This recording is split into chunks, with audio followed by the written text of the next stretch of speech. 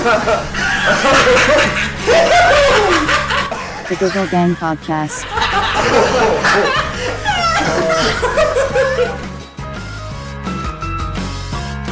Basically, it was Halloween, 2016. I was dressed as Alex Voss, you know, in Orange is the New Black. What, didn't you dress up as her yesterday? Yep, for Comic Con. Any excuse. Any excuse to reuse a costume from Honestly, 2 years ago. It's so weird. Like, the amount of, like, skimpy dresses I own, and yet it's that I feel the sexiest in. Right, and it's like a jumpsuit, like a grey prison Yeah. jumpsuit. Where did you get the jumpsuit from? I think it was eBay. Oh. They're just general scrubs. Right, so you didn't buy it as a Orange is the New Black outfit, No. it was just like a general jumpsuit. Yeah, because I should have really got the orange one, because then I won't get as much. Why are you dressed as a nurse? Why are you dressed as a nurse? So, but why were you dressed as a nurse?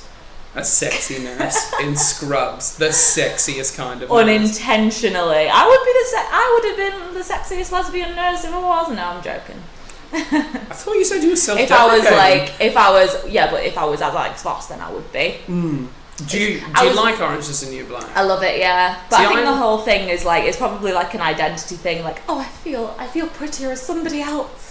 Yeah, that is weird. Do you feel like people that like to dress up? You know, there's people that do like live action role plays and shit, and they do like sword fighting in parks. Do you guys have that in this country? Oh my god, you mean like they have in Role Models, that film Role Models, Yes. where he's like doing all the fighting. Yeah.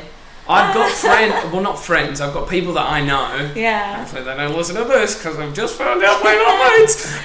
But they like dress up on weekends as like lords and fucking like orcs and shit, and make swords and go out and like fight in parks. And I feel like for them, it's like during the week they're just like a regular person, but deep down inside they feel like they are better or more comfortable playing a character that's not really them, and they are literally having the time of their fucking lives pretending to be a lord in like all these clothes with like a fucking bow and arrow and shit, and just like role playing with other people. Yeah. It's very like interesting, the human identity. Yeah, whatever floats your boat, I guess. Yeah, well, yeah. I mean, there's something about like wearing a certain costume that makes you move differently, and you know, it's like whenever, like when I was more into the acting kind of stuff, it was important to rehearse in, if not your costume, something similar. Say if you were, playing somebody in the 1920s or whatever, you know, somebody upper class. You know, it's still important to have your hair up, have a long dress on, because it does affect the way that you move. Yeah. So yeah, like, I guess like when you shove on a costume that makes you feel badass, you do kind of, you know, come out of your shell a bit more, I guess. So is that what the costume is? What gave you the courage to talk to Grace? Is that what you're saying? No, it was just a fun idea, really, because I started watching Orange is the New Black and I absolutely loved it, and it was just an easy option because, you know, I'm tall, got long dark hair, the same as Alex, so all I really needed was a set of scrubs and some glasses and some eyeliner. But it was also around the time where I split up with my boyfriend, and I knew that I wanted to discover that, more of that side of me. Like, I wanted to kind of like know what it was like to kind of date girls and stuff like that. Like, were you having that when you were still with your boyfriend? Were you like looking at him being like, after this we fucking bastard? Oh god, there was like a year between me, like, oh, right. there was like 3 years between like breaking up with him and then me meeting Grace. Right. It's, I can't remember when it was, but it just kind of got to a point where I was like, do you know what? If I'm gonna do it, then yeah, I suppose I'll feel a bit more confident if I'm dressed like her. Yeah. And maybe it'll make. She was it like easier. a lesbian icon in exactly. a way. You know? So yeah, exactly. So I kind of thought, well, maybe it'll make it easier. Like, that show is actually quite interesting because now I think about it, you've got the lesbian like main character. Well, no, she's not lesbian when she first goes in, and then she becomes. Alex is like the person that she's with, isn't it? But the girl, the blonde-headed girl, I can't remember her name. Piper, right. Yeah. So she's like got a husband outside, and then she goes into this all-women's prison, and then obviously they were together before, though. Have you watched it? I have briefly, but I can't remember. But then they've also got the transsexual girl that is cutting people's hair as well. Oh yeah, she's my favourite. So it's like so many different, like all of these groups just like matched in this one show, and everyone's like, we fucking love it. Do you know what? Like Piper actually, Piper and Alex were together before prison. That's why she's in prison, because she was doing her drug business with her and all that. But like, funnily enough, what you say is quite common. You know, she became a lesbian when she got with a woman, because that is quite common. Like with bisexual people, when if you're with a woman, you're a lesbian. If you're with a guy, you're straight. When actually, it's its own identity. It's kind of like how it's kind of like how purple is red and blue mixed together, but it's its own colour. Right. It's kind of like being bisexual. You're not half gay, half straight. It's its own identity. I completely understand why people struggle to grasp that, though, because, in my opinion, Orange is the New Black itself, as much as I love it, is an example. I think that does contribute to bi-erasure. What is bi-erasure? It's basic bisexual erasure, so it's erasing the awareness, because they never really refer to Piper as bisexual. Nobody ever does, a lesbian. But she is. No, she's not. Because she's not a lesbian. What she's is her identity on the show? She's with a woman. Yeah. But she could still be attracted to men if she went out there. But the term bisexual is never used. Yeah, that's what I mean. Yeah. Right. Okay. Yeah. So and it's like an example of how bisexuals are treated is so basically the straight girls in there call her a lesbian, and the lesbian girls in there call her straight. Because, so she's like lost in this middle ground, and she's not given an identity, and that's sort of indicative of what is happening in like day-to-day society. Is same with the gender debate, and that you're male or female, and now it's like this. You can be non-binary. You can be wherever you feel like you want to slot in. Yeah, exactly. So I guess it's kind of like that, really. And I'm not gonna go around, having a go at people who kind of say that I'm lesbian or I'm straight, whatever. Like, it's because there is so much erasure. There's not a lot of awareness about it. As long as you kind of learn from it. Like if an actual bisexual person is explaining to you, how it works, then just take the word for it, because they are coming from an inside perspective. But it's hard. So can I ask you, because you were at a Pride event, was it yesterday or the day before? It was a Comic-Con event. Were you at a Pride event recently though? Maybe a week ago? Oh mate, have you ever been to a Pride event in your life? I have been to a Pride event. Right, okay. So, and you would say that you're pretty in touch or involved with LGBT as a group of people. What is their perspective on bisexuals? Do you feel like the erasure is the same within that cluster of people? It's the same within the walls? Oh yeah, if anything, with certain gay people it's more so. Obviously I'm not saying they're almost upset that you're choosing to be bi. They're like why can't you be this? Why can't you be with us or against us? Yeah, some of them do think like that. Yeah, I think and this, don't worry, my girlfriend's gay, I don't think that all gay people are, biphobic, the same as I don't think all straight people are biphobic. But yeah, you do get it a lot from the gay community as well as the straight community. So it's like you're being rejected by both. Yeah. Because you're not fully in one group, but you're not fully in another. I think because and I understand that some people might see it as a bit of a threat, like the fact that I have the capability of maybe passing as straight in the future, because I have the option to date a man and kind of not live in that as much in that oppressive sort of. So are you what I mean? Are you in the bisexual group if you've previously had heterosexual relationships, then you've also had a homosexual relationship, automatically you're bisexual? You don't even have had to have a relationship. If you know that you're attracted to both boys and girls, then you are bisexual. It's what I always explain. How I always explain it to people is, say you're talking to a guy who's a virgin, but he says that he's straight. You don't question it. Right. You don't say, how do you know you're straight if you've never been with a woman? Yes. So that's how or the same as it, like if a guy is gay and says he's gay but he's never had sex with a guy, you don't question it. But people love to question it when it comes to being bisexual. Yeah. But it's the same argument, really. Just because say if I had never been with a girl, I know that I'm attracted to him. So I think and it's that horrible thing of because some people genuinely say, prove it. And it's so degrading. It's literally so degrading. Show me. I know. I want to see it. Some weird fucking creeper on a tram just prove it. Yeah. Fuck it up. I don't know why you're doing shit on trams. You need to go home. Keep that shit at home. Yeah, exactly. Don't be kissing on trams. I know. Furthering my agenda. Well, no, just agenda. general people. I feel young people get really excited when someone else wants to spend time with them and touch them or just give them any sort of attention. And then it's public spaces, like trams, or buses. And it's it's all right to have a connection with someone, but you don't need to just be all on with them, groping them on public transport. There's a time and a place. Fucking hell. Oh yeah. Are you about to say a bit I love getting down on the tram?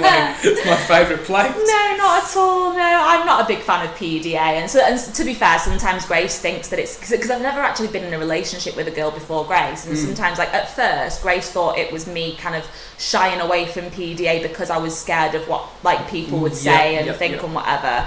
It wasn't that. It's just that makes I'm sense not a big, though to think that. Yeah. Oh yeah. Of course it does. But I'm not a big PDA either. No, that's what I mean. Yeah. So my point was no, babe. It's nothing to do with that. Because I am because when it comes to things like that, I'm very no. So what? I'm very unapologetic about stuff like that. It's literally just a case of not a big fan of PDA. Never have been. See, I got called out by this girl that I was talking to, and we were just chatting back and forth over text and over video calls and shit. And she was like, "You're not a very sexual person. You never talk about anything to do with sex or anything when we're texting or whatever." And I was like, because it doesn't excite me at all. When it's in a comfortable environment. Then it's alright, we're together. We're in the same fucking room. You can't really get too hot and heavy over a fucking text message. But I know people that will dirty text or call and it gets them off, and I'm just I'm definitely not like that. Very odd. You can admit, or you don't even have to address your situation if you don't want to. No. I mean, it's in terms of sexting and stuff like that, long distance relationship makes you. Because being in a long distance relationship, that's one of the things that can kind of make you do those things. But on in terms of what you're talking about, in public, that's just what I'm talking about. I'm not really asked about PDA. Whereas if it's stuff talking about it just one-on-one, that's a different thing. If we're in the same room, and there's also as well. Do you feel for you as a bisexual person, right? Do you feel it's less about the person's gender or sexuality and more about that particular soul and that particular person and their energy? I do get what you mean, and I think so. I'd like to think so because I've always gone for more personality anyway. I mean, I say my type is this, this, and this on paper, but actually when I've ended up with somebody, it's usually been because I find them funny or because I think they're nice or whatever. It's never really been I like the look of you, I'll get with you, sort of thing. I've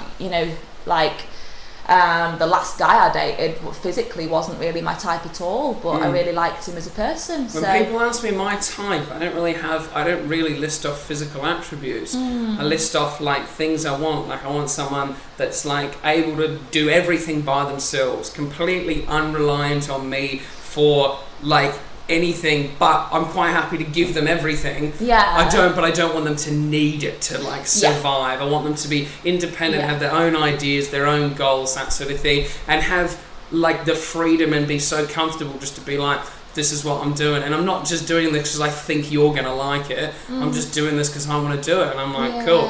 It's nothing to do with like, oh, she's got to have brown hair, otherwise I won't touch her. Oh, yeah. Like, you know, when you look like this, you can't be too picky on the looks. You know, it's gotta you gotta go for the person that's focused. You know, hard on yourself, but true. no, don't be daft. I mean, like, my girlfriend's in the room, so there's only so much I can say anyway about another man's looks. Text me later. I'll text you about it. Sure. That might be the first time a text gets me excited. I like all your Instagram pics. Kat said I was handsome. Oh my god. So Grace is giving me the evilest of eyes. Jesus Christ, I feel like I'm going to get stabbed in my own kitchen. This is Salford, anything can happen. She is from Kent, so... Oh, she's rough around the edges. What I wanted to ask you is, where did you grow up? I grew up in Knutsford. It's a little town in Cheshire, so it's just below Manchester. And people who know Knutsford or anywhere in Cheshire will know that it's very middle class, it's very Tory, and it's very like, you know, and literally the second I say Knutsford, like, oh, you're posh. For Australian listeners that don't know what very Tory means, can you just spell that out? Somebody who votes Conservative. Okay. Yeah. Right. Yeah. That makes sense. Someone who, people who vote Brexit from the fucking villa in Spain. Yeah. Like, right. Okay. You know, not saying that they don't want immigrants when they fucking live in Spain. That is the perfect statement ever. I've literally got everything I need to know about Knutsford. It is true.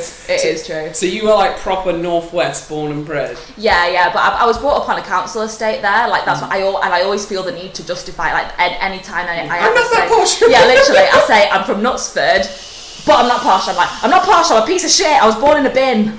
I was born in a bin and my father beat me. I'm not a Tory is basically what I'm trying to say all the time. Like, so who is, because I don't know much about the political landscape in England. Oh God, don't ask me too much. No. I just kind of know who not to trust, really. Well, with your lifestyle and the things that you want for this country, who is the party that best represents that? Labour. Okay, yeah. Beautiful. Simple as that. That's all we needed to know. We can start the political chat right here. Yeah. Well, no, I mean, like, because I was, I grew up, like, under a Labour government, and now, like, it's a Tory government, and I've seen people, like, grow up, like, worse off than me, as we aren't, like, with the predicament that we're in now. Yeah, the current situation. You get what I mean? Yeah. Well, like, I was fostered, and even back then, like, when I was in the foster care system, it was kind of poorly funded even back then. Yeah. And then when you hear the stories about it now, it's just atrocious. Just a shit show. And so that's why I always joke. Yeah, I always joke about how, you know, if my kid says he's a Tory, I'm gonna fucking kick him out. And people are like, that's so disgusting. It's like, yeah, but, you know, a week in the fucking Tory-funded care system and they'll want to come back to mummy again. They'll be like, I'm so sorry. I'm so sorry. I love Jeremy Corbyn.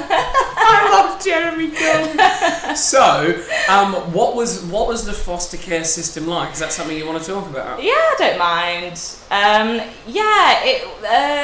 I mean, you get moved about a lot because I kind of got put in when I was about 11, 12, and that's like... the age that they don't want. A lot of families, they'll want, you know, 10 and under. They don't want teenagers, especially. You're a fucking nightmare. Yeah. Yep. I mean, I was, but that's not my argument. It's a lot of moving about because teenagers are really hard to place. And obviously, it is really underfunded and stuff. And there's a lot of, you know, incompetence and everything. I mean, to be fair to the social workers, they do have a lot dumped on them. So some social workers, they'll be dealing with like 20 kids at a time. How are you supposed to be able to help, you know, all those people? You know, like, you're only allowed to speak to them 9 till 5, Monday to Friday. Imagine if you were only able to speak to your parents at that time. I mean, obviously you have foster parents, but the people who sort out your shit are the social workers. So when I was transitioning from foster care to university, she was called a leaving care worker. She was like, I ended up getting really frustrated because she was pretty much getting every single thing wrong. You know, like the sorts of things that your parents are supposed to do. You know, take you shopping for supplies and, you know, sort your lease out and things like that. She was like not able to meet those sorts of commands on time, but she was trying to do that for 30 other people. Exactly. So in your head, you were like, why can't you sort things out for me? Like it was. I mean, I was frustrated, but at the same time, I kind of did get it. I did get it, but I was angry at the people higher up than her, not her, because she was lovely, and you could actually tell that, like, since when I first met her, and then since that point, I noticed that she had kind of changed, because she was new to the job when I met her, and I could tell that there was a change, and I think maybe I could sense that she'd realised how snowed under she was, and that maybe she can't help as many people as she thought she could. Because that's the idea. Like, I've got a friend in Australia who went to uni, dropped out halfway through, went on doing heaps of different jobs, all sorts of things, and then one day was just like, I just want to help people. I want to get into social work. Went away, did her training. She's now had a baby, second one on the way. Happy days for her. And now she's got into social work. And it was like, when she was talking about getting into it, it was like, I just want to help people. I want to do the right thing, all the rest. And now she's in it. She's like, I've realised I can't help everyone. She's like, I want to, but I can't. I can just do the best with the time that I've got there in the day. And it's almost, that's part of the defeat in a way of being like, I came here to try and help everyone. I've realised I can't, so I'm just doing as good as I can do with the hours and the pay and the whatever I've been given. And it's rough, but it's hard. It's hard as well for like governments and that to like allocate funding to different things, because everyone wants a piece at every turn, and you've only got so much there, so you've got to take some from there. They'll be angry, but they'll be happy, and then you've just got to sort of move it around. It is rough, and student loans in this country do not help. I was talking to Tony before, and it was like, basically, you go to uni, the government pays for your uni with your student loan, but then you don't have to pay it back until you earn over £21,000 a year.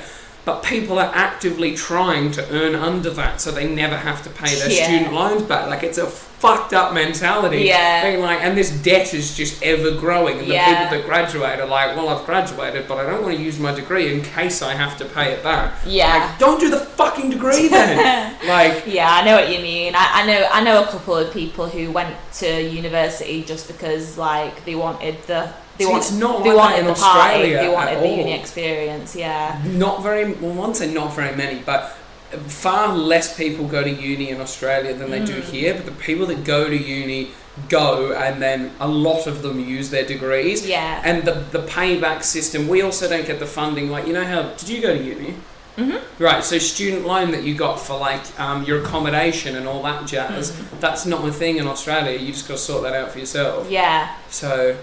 Yeah, no, that is fair, but at the same time, like the loan, like the maintenance loan that they give you, for example, that just about covers your rent. That literally just covers your rent, and so you have to get like, to work as well. You do still have to, which is, you know, fair enough. Some people can do it, but it depends what type of degree you're on, really, because it's hard work. Like, you know, I mean, when you're at drama school as well, for example, you are in drama school 5 days a week, pretty much 9 to 5, and you'll have homework to do additionally. You'll have character research, vocal warm-ups to do at home. Drama? Yeah, I went to drama school, so it's a degree, so you just, like, to people who don't know me, I just say, I went to uni, but drama school is very different to uni, because at uni, not that it's less work, it's just you do your work differently. At uni, you kind of choose when to do your work. Mostly you do it from home. You turn up to the odd lecture to, like, you know, to watch them slide through the board and read it out loud when they could have just sent you an email, and I get that frustration.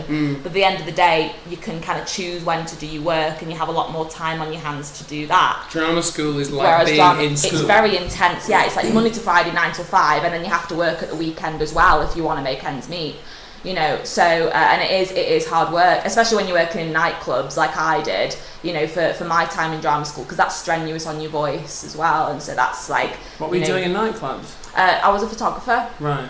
You know, like that person that goes out with the camera and selling key rings I was literally doing that last night at a club in Wrexham. No way. Like, I was working for Capital FM, like taking photos of people Amazing. in a nightclub. It was the best and worst shift I've ever done. Best in the fact that we were just getting paid to be in a nightclub and like hang out with people. Worst because I was like deathly sober and like quite sick. And then I've had like hardly any sleep. That's fine though.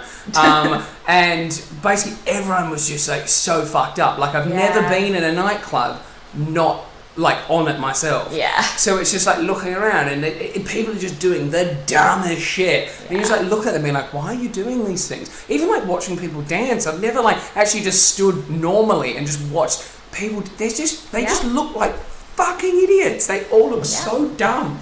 Yeah. And I was like, that must be what I look like. Yeah, that's just what I was gonna say. Yeah, you must think like, you know, I should probably stop drinking. Yeah. Like, I wish I could. I'll try and see if I can find you one of these photos from last night. But I wish I could like post them up online because I don't have the rights to them. But like, it's so funny. But like, this is like the type of photos that we were getting with like these like wildcats. And then there's like this old man here. There's an old man who's just like off chops. Where is he? There we go. Look at him. He's just like, what are you doing, mate? Go home. yeah. I don't understand. So what, were you working in nightclubs in Manchester? I was, mainly around Canal Street. But then I was in Yates's for a while, which is quite rough. Like, it's really fucking rough. I thought Yates was nice. I mean, they've had a refurb now, so it looks a lot nice better. from the outside. Yeah, it looks a lot better than it did, but trust me, it was fucking rough. And the same sorts of people probably go in there anyway now, so it's probably just like, a nicer venue for them the to atmosphere fucking is smash still up. the atmosphere probably is like still fairly rough, but yeah. but then again, I'm always trying to justify that I'm just like I'm just like everyone else. I'm from Nottingham, but I go to get all the time. So I don't know, people get drunk and they get violent. That's right.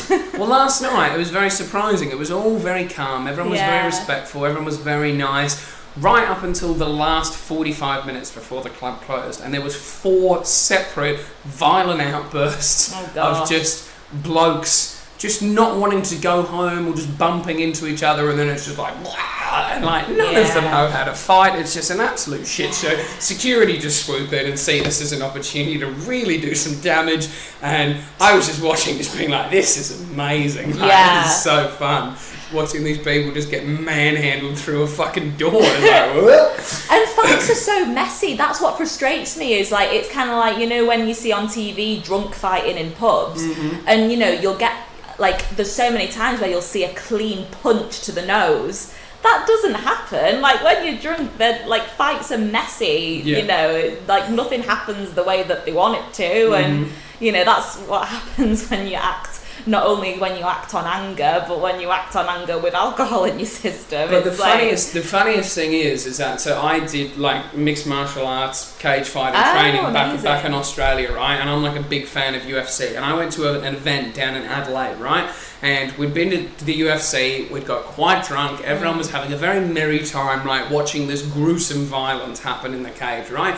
Afterwards, they're like, there's an after party at this pub. Now, this pub obviously knew zero about fighting, right? Yeah. They had upped security to the fucking nines, like literally. And we got there and we were like, there's so many fucking security guards here. Like literally walked in, the night went on for about 3 hours, right? And we're all chilling, hanging out. No issues at all, 0 issues. I went out to the security guard and I was like, how's the night been? And he was like, I am shocked. And I was like, why? And he goes, there's literally been, he goes, everyone's polite, everyone's respectful, everyone's pissed, but everyone's having fun. He goes, no one's firing up, no one's arcing up, no one's pushing their chest out trying to be the big man. I said, that's because everyone in here respects violence. Like we understand some people like know how to execute, but the other people just respect what's going on, and everyone sort of respects him because you look around like, he's a big guy. Oh, he's got like, you know, bruises on his knuckles, or he's got like, you know, cauliflower ears, or like scars on his face. Looking around, you're like, a lot of people think it could fuck me off if I decide to behave like a tit. And a lot of these security, they were just like sending him home because there's no issues here. When you get a club full of people that respect violence, no one ever, you never hear someone mouthing off being like, I'm gonna smash your teeth in, if they actually could smash your teeth in. Yeah. It doesn't. And also, yeah, exactly. And also, if somebody says that they're going to smash your teeth in, chances are they're not going to, because they would have done it already. Yeah, it's a lot of talking. When you actually want to hit somebody, you don't want them to know that you're going to hit them. Yeah, it's the art do of you know surprise. what I mean? Like, not that I have much experience in hitting human beings, but well, I was it's gonna, just I was logic, going to ask isn't it? you, has anything ever kicked off with you out on nights out? Not that you've directly been involved in, or let me think. Or that you have been directly involved in. Okay, there was one time where I was working and this guy was like, I had my camera around my neck, and he like got the what's it called, the bit that goes on your neck, The strap. So he got the strap and pulled me towards him and like kissed me on the lips really, really hard, and then like he was like Very trying to touch aggressive. my camera, and yeah, exactly, but also like threatening as well. And then like I was like, what the hell are you doing, blah blah blah. I tried to get the bouncer to kick him out, and they just weren't kicking him out. They told me that, yeah, it's been dealt with, we're kicking him out. And I reckon he was like, I reckon he took a bribe from the guy or something, because a lot of bouncers do that. Like, Right. I mean, maybe I'm being presumptuous, but I mean, they said that they kick him out and they didn't, so I'm guessing something went down. I don't know. Or maybe he bribed him. I knew reckon him, he just said, whatever. yeah, it was just like, you know. But if he'd have stayed away from me, then it wouldn't have been a problem, but he didn't, and then his girlfriend started trying to get in my face as well, and so what happened was, she was like wagging her finger in my face, and like her false nail was nearly in my flipping eye. Yeah, so your natural reaction is just to move it away. Yeah. So then she tried to like grab me by the throat, and I just pushed her, and she just went on the floor. Because she's pissed as shit, and She she's probably was, like, wearing half- shoes that are like wildly inappropriate Yeah, for the situation. she was half my size, and she was wearing stilettos, and she was pissed out of her face. Yeah. So I So was, you basically bashed her. so I and just said, "No, woman." basically, yeah, so I That's how basically the story will read. Nightclub photographer bashes poor. I know. She's lucky I didn't hit her on the face with my camera. But Was it your camera or was it the nightclub's camera? no, it was the nightclub's camera. Okay. I So would if it never got- I would never damage a Canon like that anyway. I don't have it in me. Such a beautiful piece of machinery. It would be a shame to see a Yeah. lens go through your fucking skull. Yeah.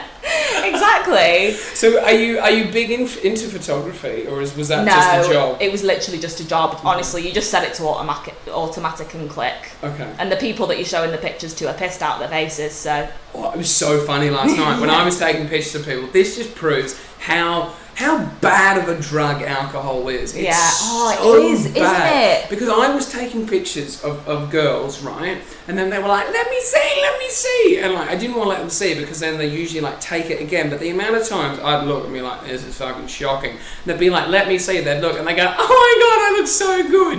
And I'm like, you've got like beer goggles on about yourself, and Yeah. like you're the person you look at all the time. Like Yeah, you're the person you exactly. should know, what they look like. yeah. But let's be honest, they're more like apple sours goggles at this time of the night, aren't they? You're not drinking beer at 3 a.m, mate. But no. You're fucking down in it. So yeah. So I wanted to ask you about being a woman in comedy.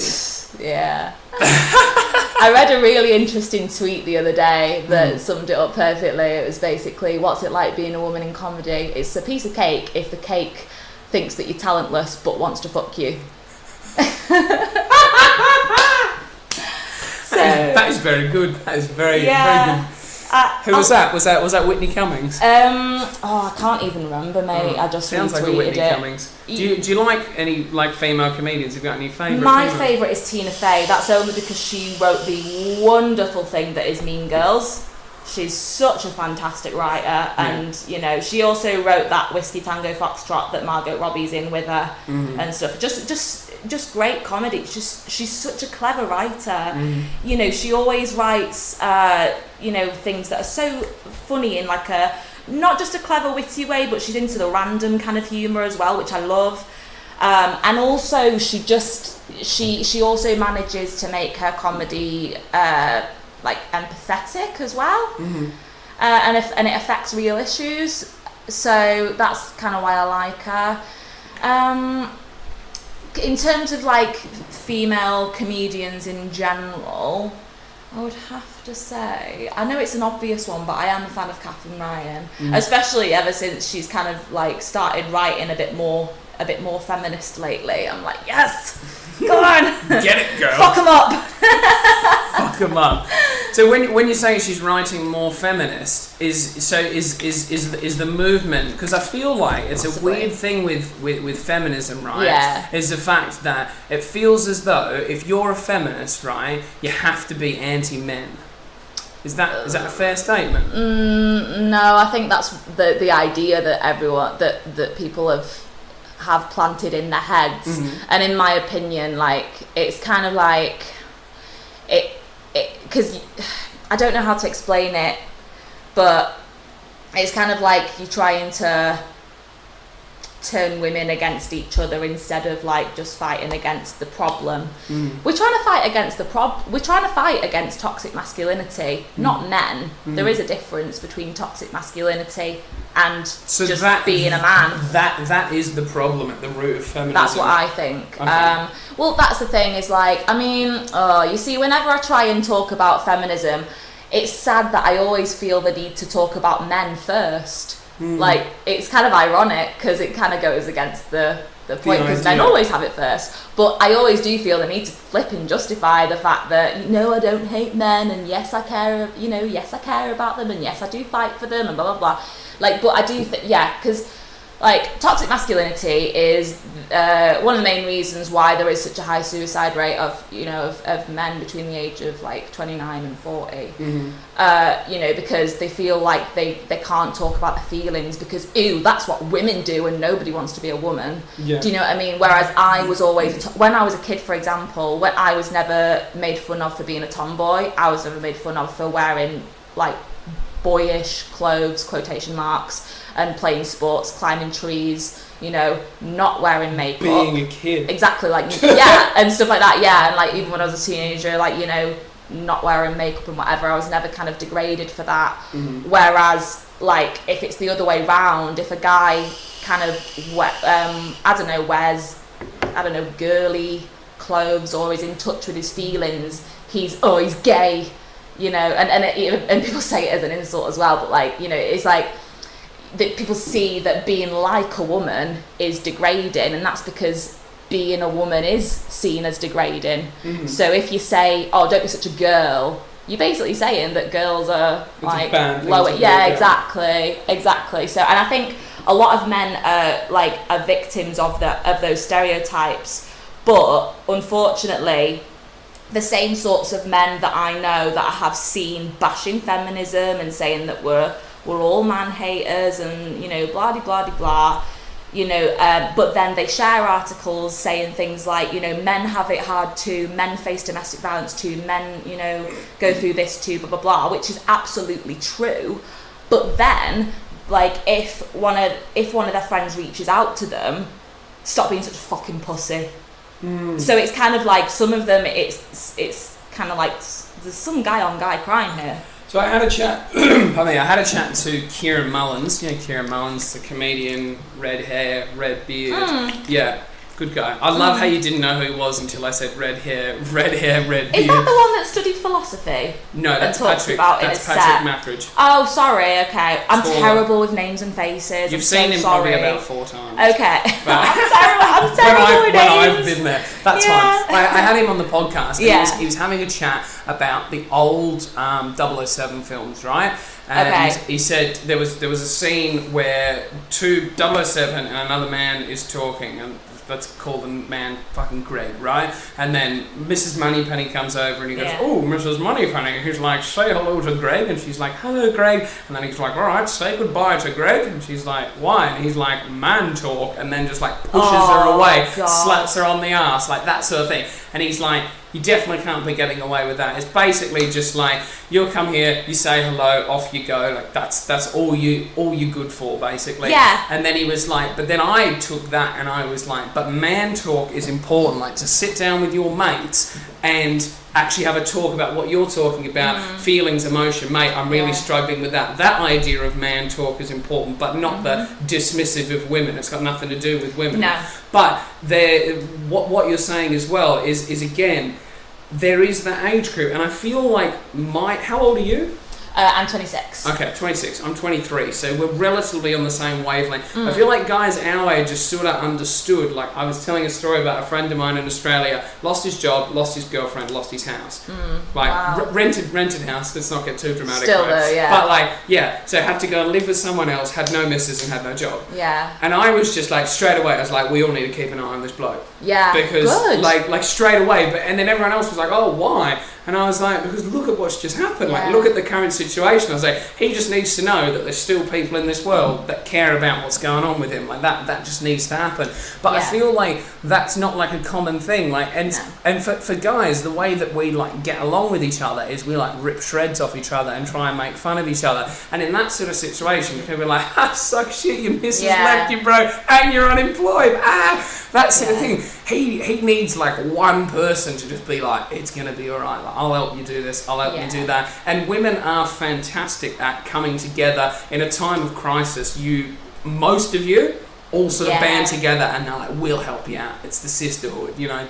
Whereas blokes, it's never like the brotherhood. It's never like, because blokes almost in a way find it funny to watch their mates like fuck up or like do something really dumb. Like if we're out at a nightclub and you're with a girl and she's like, you know, not the quality of girl that maybe you would be proud to bring home. Mates be like, what's this? He's gonna fucking rap. Whereas girls will be like, no, not him, no. It's like a completely different like mindset. But then the whole thing you said about like young kids, if a boy plays with dolls, he must be gay. Well, I read about a 12-year-old boy in America who ended up killing himself because he was getting bullied for being the only male cheerleader in his school. You know, and it's because it's a girly thing. It's seen as a typical girly thing that he's doing. That therefore it's something worth making fun of. It's like you're supposed to be, you know, you're supposed to be a man and do man things and blah blah, because that's the way to be. I think the idea of being a man, it should still be able to be there, but there shouldn't be one idea of being a man. No, that's the thing. It's not. It's absolutely not that I'm trying to create like, you know, gender fluid people everywhere. Like, if you want to be, you know, if you want to be muscly and play sports all the time and be whatever it is, then that's absolutely fine. Do that, be all that. As long as that when there's a problem, you're able to address it, or at least ask for help to address it.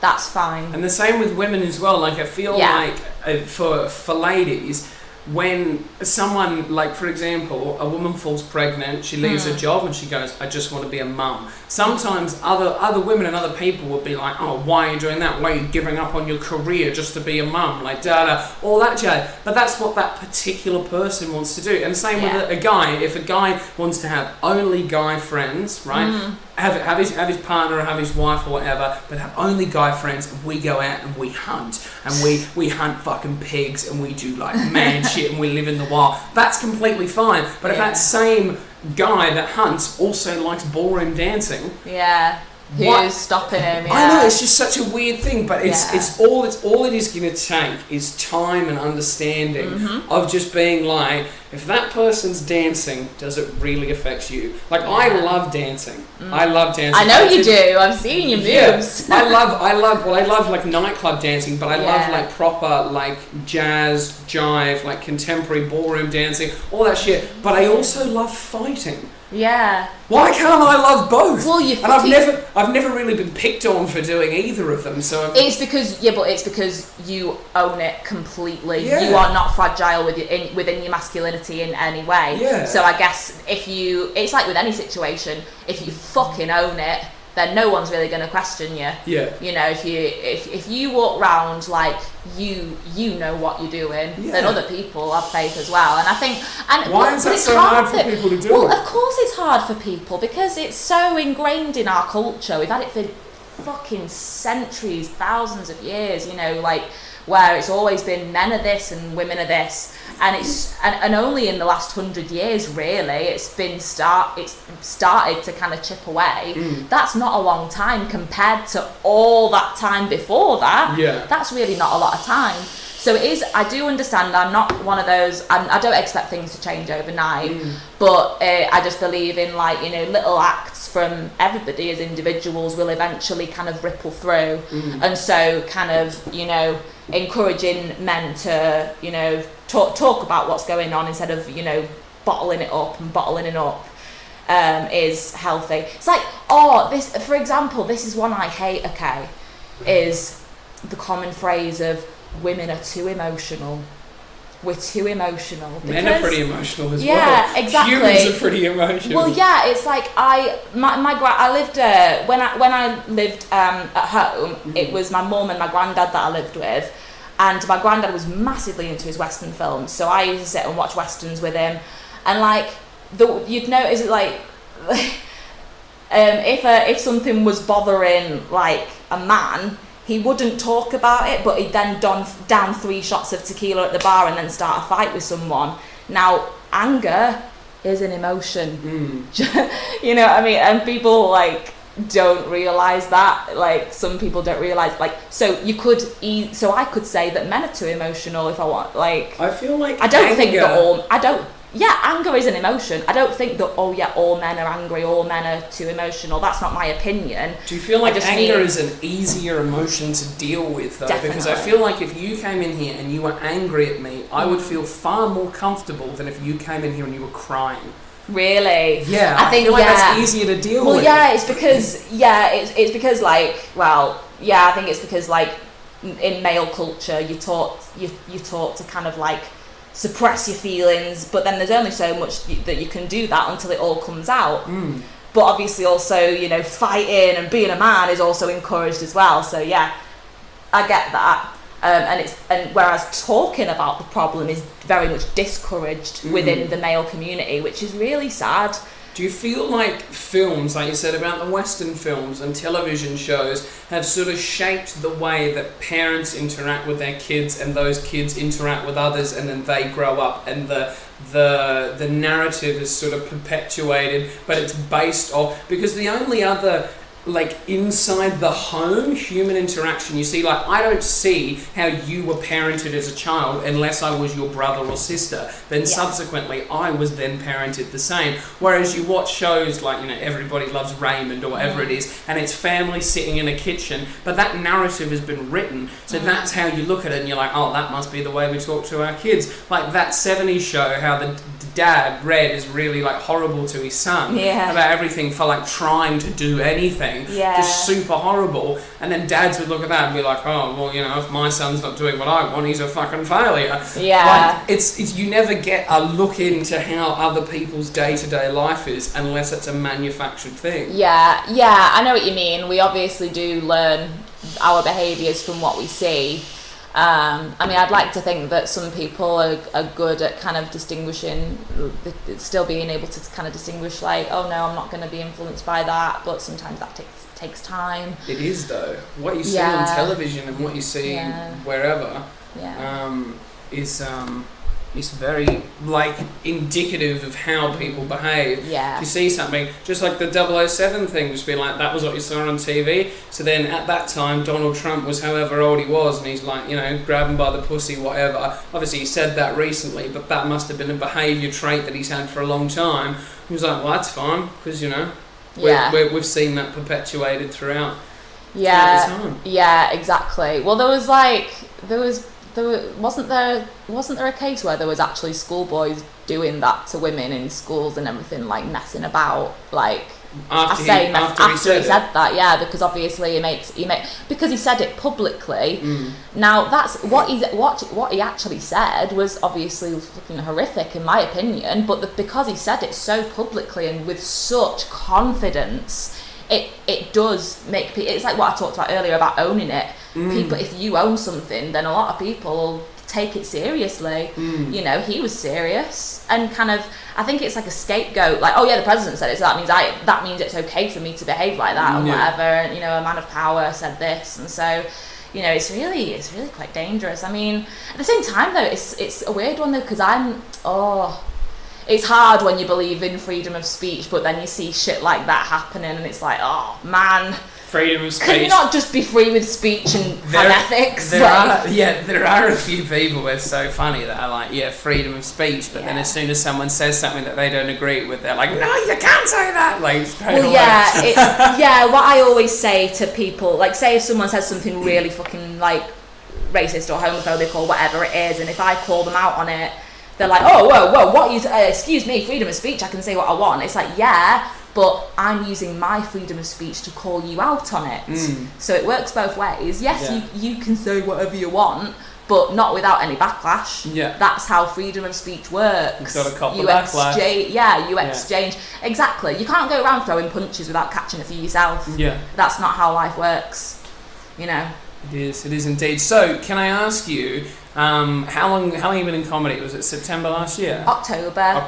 Yeah. Okay. So not long, not even a year. And how do you go about writing material? Are you going based off world experiences, or are you going based off cat experiences? At first, I went just based upon my own experience because I felt like it was the easiest option, because I was so nervous about starting comedy and Why did you want to start it? I feel like it's just something I'd always wanted to do. I love making people laugh. Yeah. You know, it's one of those things. I just love it. I've always wanted to write a little bit as well, but I've never really done it. So I guess the reason why I picked such an easy topic was because I thought, well, you know, it's my first set. I want to get a chance and kind of, you know, people to not be completely put off by my first writing set. So I talked about what it was like. Basically, my parents raised me as a Jehovah's Witness until I left when I was 11, 12. So I talk about that, and also what it was like growing up as a Jehovah's Witness, but who was also bisexual. Because whilst I was in the foster care system, even though I didn't live with my parents technically, they legally still had control of me. So they used to kind of force me to go to the meetings still on a Sunday morning. You know, they used to force me to go to church. Like every week, they'd like every Sunday would be the day that we'd see each other. But their deal was, we're only coming to see you if you come to the Sunday meeting with us first, and then we'll go for lunch. Yep, I know. So I still had to kind of put up with it. So therefore, I still had to conform to, like, you know, Jehovah's Witness rules and whatever. Well, in front of them anyway. Like, you know, there was a lot of things like... What are the main Jehovah's Witness rules? Because I only know one other person that I've ever met who's Jehovah's Witness. I know they don't celebrate Christmas and birthdays, but that's about all I can remember. They don't celebrate anything. No Christmas, birthdays, Halloween, Easter, Valentine's Day, nothing. St. Patrick's Day, absolutely nothing. Not even Paddy's. They don't down a few they don't drink. They don't drink. And kiss a leprechaun or their brother. No, who knows? Well, St. Patrick's Day always gets me like really excited to hug blokes. Like, I don't know, you just get like real merry and everyone's got like big pints and like, oh, we're not even Irish. Like, but, you know, it's just an excuse to get pissed with your mates, isn't it? Yeah, exactly. But yeah, no, you're not allowed to celebrate any of that. And they believe that instead of... They believe in heaven and hell, but they believe that only a certain number of people get to go to heaven, and basically the rest of the Jehovah's Witnesses anyway. So if you're a Jehovah's Witness, then most likely, if you're a faithful one, then but what's going to happen is there's going to be an Armageddon where everyone's going to die. Cheerful, right? Yeah, it's beautiful. Yeah, and the Jehovah's Witnesses are going to be resurrected, and then there's going to be a world where it'll be as if Eve never ate the apple. So everything's going to be perfect, and I do say with strong quotation marks, because like in Jehovah's Witnesses, and they're anti-LGBT. So my mum always tries to get me back into it by being like, well, you know, why wouldn't you want to be in a perfect world? What, filled with nothing but straight people? I'm all right, no. Do you know what? I don't even I don't even hate straight people. It's just a joke that I always make. Yeah, it's very, very odd, isn't it? Like, it's because I grew up in a very devout Christian home, and my parents are still big involved in the church. And like, obviously, I'm living my life, doing my thing, and my parents surprisingly are like super accepting of sort of everything I do. As long, like mum's like, as long as you're not upsetting anybody else, which I still do from time to time, but as long as you're not upsetting anybody else, and as long as you're just doing what we've raised you to do is right, just like do the right thing basically. So I'm not fussed that you're not coming to the services and doing whatever, and like, you know, they're all pretty cool with it, but they would love it if I came back and I'm like, I'm back in the church, what's going on? They'd be like, woo, he's back, you know, another person to work on the cafe or whatever the fuck, like, you know. But they don't listen to this podcast. They don't really support my creative endeavors. Like when I told them I wanted to get into radio, my dad was like, you should probably get a real degree first and then you can look at this. And I was like, no. I think as you get older, you do become a bit more conservative, and kind of you have less and less faith in creative sorts of jobs. And in a way, I guess it's no wonder, because the more and more of politics you see, the more and more you see what's going on and where the funding's going and all that, and how hard it is to actually make it. So I get that, but at the end of the day, we're living in a kind of world right now where no job's really safe. So I think we we're might living as in well. the best time. Exactly. It's like you've got nothing to lose. My outlook on this is that at this time, right, truck drivers going to be able to work in 10 years. Elon Musk is making like a robot truck that's powered by the sun, and it doesn't require any petrol. We can transport everything we need to transport around. Anyone that works in a factory, most people that go to an office every day fill about maybe an hour 45 worth of work, and the other like 6 hours 15 is just fucking about the water cooler, just pretending to work, and we collect our 8-hour day pay. We go home, we watch Love Island. Like that is just it. It's just a load of pointless shit, and they are struggling to try and find things for people to do, because we've got smarter people that have made machines that do it far more efficiently, way quicker, and at a fraction of the cost. One thing you can never manufacture from a machine is happiness, enjoyment, and entertainment. Exactly. This is the industry that will never die, and if you have some form of chat, a bit of discipline, and you're willing to do some work, you'll be fine. Exactly. As long as you're thick-skinned as well, you know. Just I go out and do it. Like, I get that completely, because it doesn't matter how money driven you are, it doesn't matter how kind of like, you know, uncreative you are, like whatever kind of job you have, when in your spare time, you know, what do? You read books, you go out and listen to music, you watch music live, you watch TV, you watch, you know, people used to say to me, why are you going into acting, and then watch a film, and then go and watch like 30 series on Netflix and stuff. It's like, you know, I understand that, you know, science and technology, you know, it helps to save lives, but I think like arts helps to sustain it. I'm pretty sure someone's probably said that, and I'm paraphrasing, but that's basically the size of it. It makes sense though, because like you have to protect and foster those creative people to be able to go out and do shit, otherwise nothing is ever going to be exciting. And the only thing, like, imagine going to a job, imagine you're an accountant, right? I have a friend who's just started a job as an accountant. That bloke is not happy being an accountant, right? He's very happy in his life, but while he's sitting there doing the accountants, he's extremely good at it, extremely efficient. The times he's not being an accountant, he's doing all sorts of other wild, crazy shit, because he's a wild, crazy guy, just very good at being an accountant. He wants other people, like stand-up comedians, actors, you know, whoever, radio presenters, to make his drive to and from work very pleasurable, enjoyable, all that jazz. These people are required. And then for my parents, my dad is a project manager, right, for emergency services, you know, 999 call centres, right, over in Australia. He basically maintains and makes sure when you ring, the connections line up and someone picks up the phone. All the infrastructure that builds that system in our part of the country, he's in charge of. Mum runs a dental surgery, so she's in charge of the operation. They're both like managing these places that people obviously need emergency services, and people need to go to the dentist. They're like all very like, well, but they just couldn't fathom the fact that people would also need a bit of a laugh. But they both listen to the radio to and from work. They both come home and sit in front of the TV and watch it.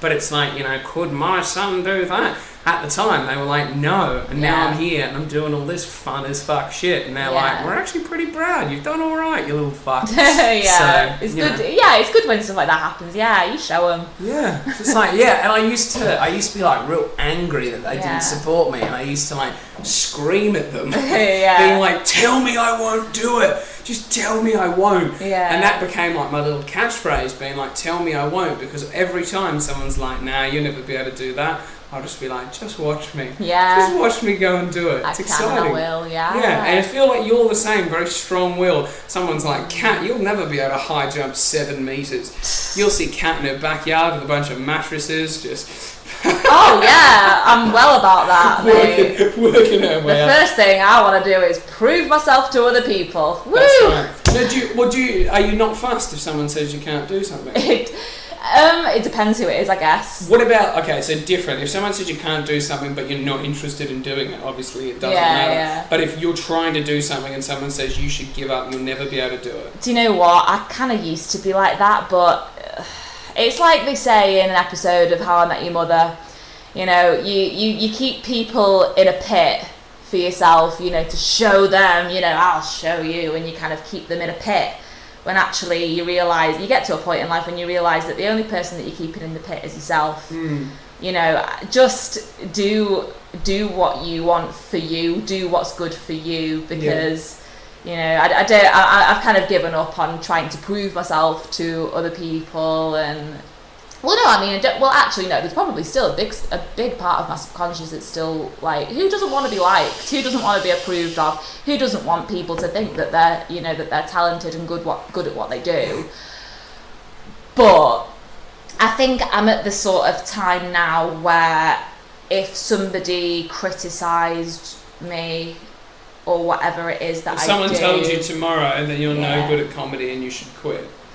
well, I wouldn't take it seriously, because I've had countless people tell me otherwise. Not that I always believe them either. That obviously, you know, a lot of the time I'm like, oh no, you're just saying that. You just say, you know, of course I am very much like that as well. I'm very much the type of person that's like, oh no, you're just saying that to make me feel better, blah blah blah.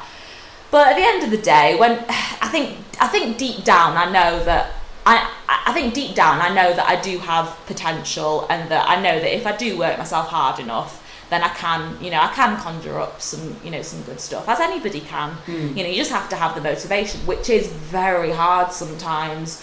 But yeah, no, I know what you mean. I understand that mentality of like, you're saying I can't do it, so I'm going to prove you wrong. And it's a good thing to, I guess, you know, if that motivational tool works for you, then fair enough, you know. But I guess, one of my problems has always, I guess it's because one of my problems has always been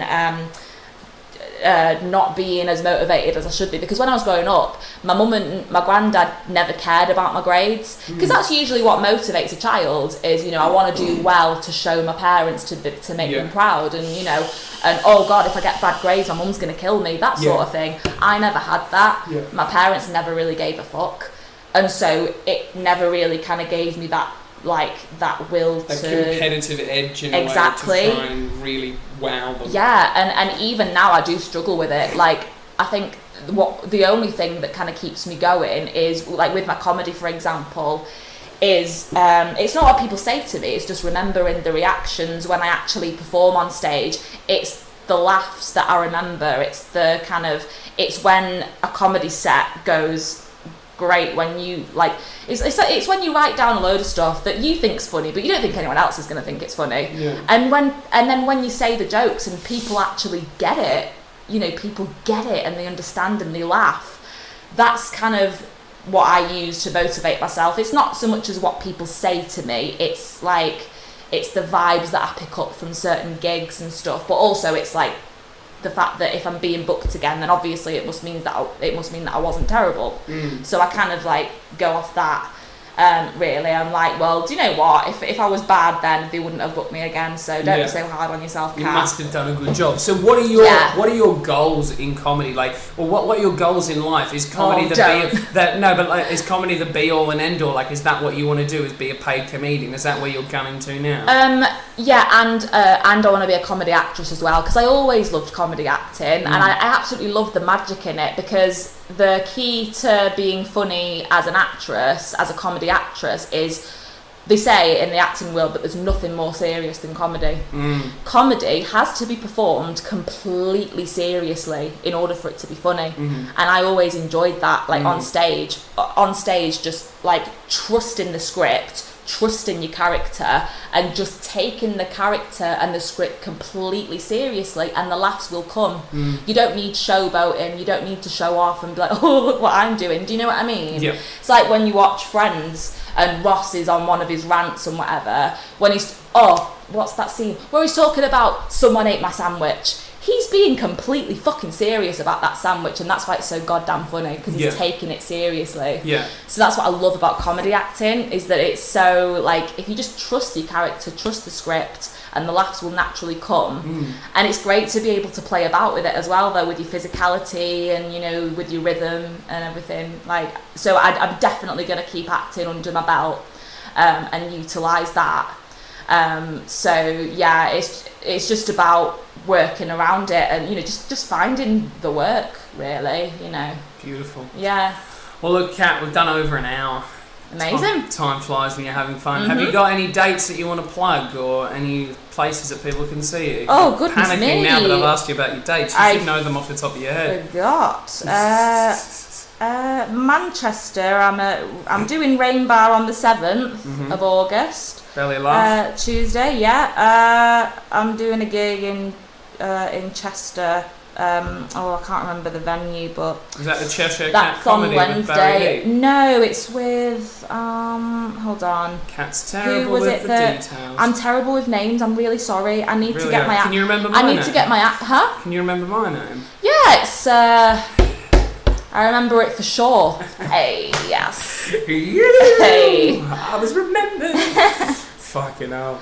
I really am terrible with names, though. I need to get my shit together with that. I'm terrible with names when I meet people, like, for the first time, and they'll be like, hi, my name's Kat, and then I'll like turn away and I'll be like, I've completely forgotten what that person just told me. Yeah, I'm terrible when it's important. When it's not important. Once I have like a meaningful interaction with you, then I remember who you are. But if you just introduce yourself to me, your name means nothing. I don't even ask people's names typically. Like, I could have a chat to someone for an hour and not know their name, and then once we've had that meaningful chat, then I'm like, now your name like means something to me. But if someone walks in a room and they like shake my hand and I shake my hand, I don't even like say, oh, my name's Matt, unless they start with my name, because the name doesn't really matter.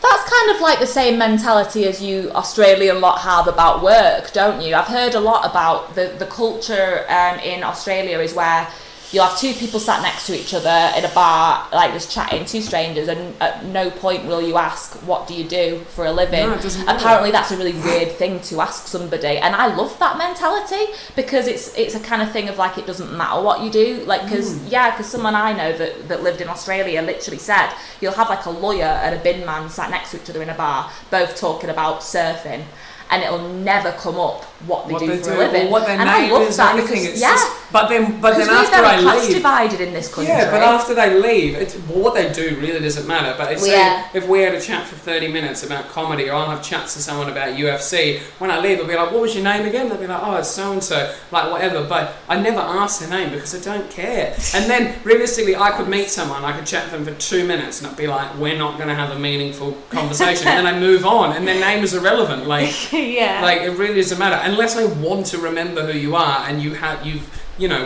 had a meaningful connection. What's the point in asking your name? Like, literally, I just see no advantages in it. It makes greetings easier, and it makes knowing who people are easier. But I guess just say g'day. Just say g'day, mate. G'day. Or I literally say g'day to everyone. Like, I was talking to one of my bosses at Capital last night, and he's like, you even say g'day in text messages. And he's like, I know it's a text message from you. And he's like, when I read it in your voice. I'm like, g'day, Brett. Like, roll on from there. Well, we're done, Kat. We've gone on for too long. You could Amazing. talk all day, couldn't you? Oh yes. Well, look, where are we going tonight? Promote that comedy night. The Laughing. Oh yeah, I'm going to Laughing Cows tonight. It's at Tribeca. It's always a really good lineup, all female. It's actually the longest running in Europe, the longest running all female comedy night in Europe, or soon to be England. Ooh, a Brexit joke to close us out. You got Thanks it. for coming. Thanks for having me. You're a doll. You're a gem. Be nice to your sister, guys, and have a great day.